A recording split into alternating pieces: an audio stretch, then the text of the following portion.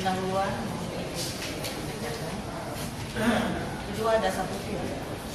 Adapun dasar hukum kami dasar hukum pengadilan perdata ini adalah sebagaimana diatur dan dijamin dalam perkara acara pemeriksaan biasa nomor B-134 garing N.10.11.4 FD 206/2011 tertanggal 23 Juni 2011 yang ditandatangani oleh Kepala Seksi Tindak Pidana Khusus selaku penuntut umum atas nama Kepala Kejaksaan Negeri Batam pada bagian menimbang huruf B berpendapat bahwa pemeriksaan selanjutnya adalah masuk wewenang Pengadilan Tindak Pidana Korupsi di Pekanbaru mengingat pasal 137 JIS, pasal 143, pasal 81, pasal 152 KUHP menetapkan melimpahkan perkara atas nama terdakwa Raja Abdul Haris ke Pengadilan Tindak Pidana Korupsi di Pekanbaru dengan acara pemeriksaan biasa dan mohon segera mengadili perkara tersebut atas dakwaan sebagaimana dimaksud dalam surat dakwaan terlampir.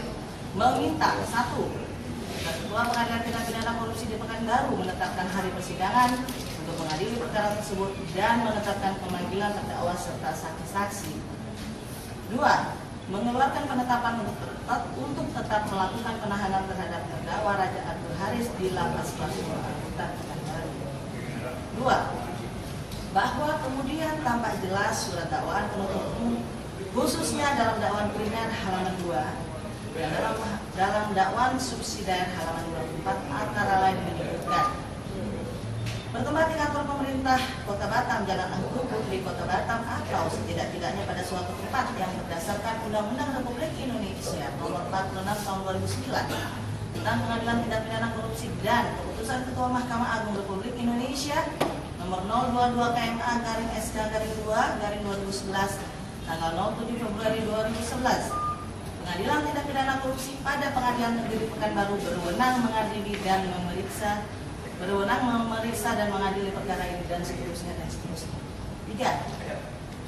Bahwa mencermati pernyataan penuntut umum dalam surat dakwaannya seperti tersebut di atas, terdapat dua hal yang dianggap oleh penuntut umum sebagai alasan pembenar untuk menyatakan bahwa Pengadilan Tindak Pidana Korupsi pada Pengadilan Negeri Pekanbaru berwenang memeriksa dan mengadili perkara klien kami atas nama terdakwa Raja Abdul Haris bin Raja Ahmad. Kedua hal dimaksud adalah 1. Undang-Undang Republik Indonesia Nomor 46 Tahun 2009 tentang Pengadilan Tindak Pidana Korupsi. 2.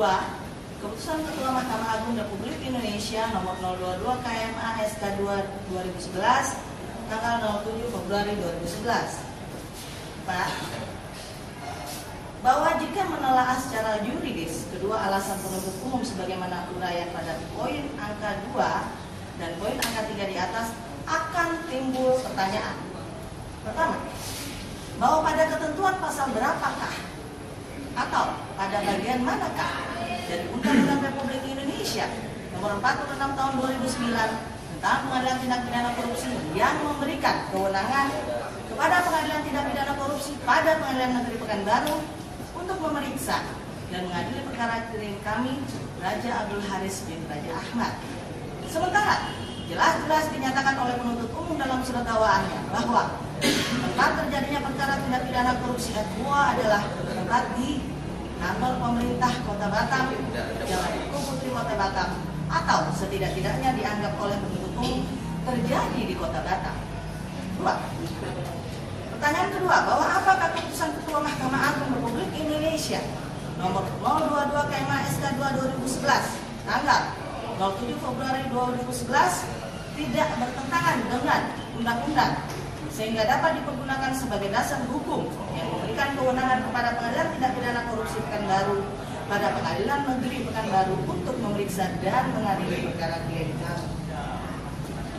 Bahwa untuk menjawab pertanyaan ke-1, uraian poin angka 4 di atas tentu saja harus menggunakan parameter Undang-Undang Nomor 46 Tahun 2009. Bahwa berdasarkan seluruh ketentuan hukum yang terdapat dalam Undang-Undang Nomor 46 Tahun 2009, tidak terdapat satu pasal pun yang dapat dijadikan sebagai alasan hukum atau dasar hukum yang memberikan kewenangan kepada Pengadilan Negeri Pekanbaru pada Pengadilan Negeri Pekanbaru untuk memeriksa dan mengadili perkara klien kami ini. Bahwa bahkan sebaliknya, surat dakwaan penuntut umum yang menyatakan Pengadilan Tipikor Pekanbaru pada Pengadilan Negeri Pekanbaru berwenang mengadili perkara klien kami adalah jelas-jelas bertentangan dengan Undang-Undang Nomor 46 Tahun 2009, khususnya pada pasal 35 ayat 1 dan ayat 2 serta pasal 36. Poin 6. Bahwa menjawab pertanyaan kedua pada uraian poin angka 4 di atas, secara yuridis, keputusan Ketua Mahkamah Agung Republik Indonesia nomor 022 KMSK 2/2011 tanggal 27 Februari 2011 tersebut bertentangan dengan norma hukum dan azas-azas hukum pidana yang terdapat pada Undang-Undang Nomor 46 Tahun 2009, Undang-Undang Nomor 48 Tahun 2009 tentang kekuasaan kehakiman, Undang-Undang Nomor 49 Tahun 2009 tentang perubahan kedua atas Undang-Undang Nomor 2 Tahun 1986 serta Kitab Undang-Undang Hukum Acara Pidana. Bahwa dengan demikian jelas bahwa surat dakwaan penuntut umum yang menyatakan Pengadilan Tindak Pidana Korupsi pada Pengadilan Negeri Pekanbaru berwenang memeriksa dan mengadili perkara klien kami Raja Abdul Haris bin Raja Ahmad sebagaimana uraian pada poin 2 dan poin 3 di atas adalah bertentangan dengan norma hukum dan azas-azas hukum pidana yang terdapat dalam Undang-Undang Nomor 46 Tahun 2009 tentang Pengadilan Tindak Pidana Korupsi, Undang-Undang Nomor 48 Tahun 2009 tentang kekuasaan kehakiman, Undang-Undang Nomor 49 Tahun 2009 tentang perubahan kedua atas Undang-Undang Nomor 2 Tahun 1982 tentang peradilan umum serta KUHP yang secara yuridis akan kami jelaskan sebagai berikut. Mohon izin melanjutkan Tujuan 1. Surat dakwaan penuntut umum bertentangan dengan ketentuan pasal 35 ayat 1 dan ayat 2 serta pasal 36 Undang-Undang Nomor 46 Tahun 2009. Bahwa surat dakwaan penuntut umum atau yang menyatakan Pengadilan Tindak Pidana Korupsi pada Pengadilan Negeri Pekanbaru berwenang memeriksa dan mengadili dan kami jelas bertentangan dengan ketentuan pasal 35 ayat 1 9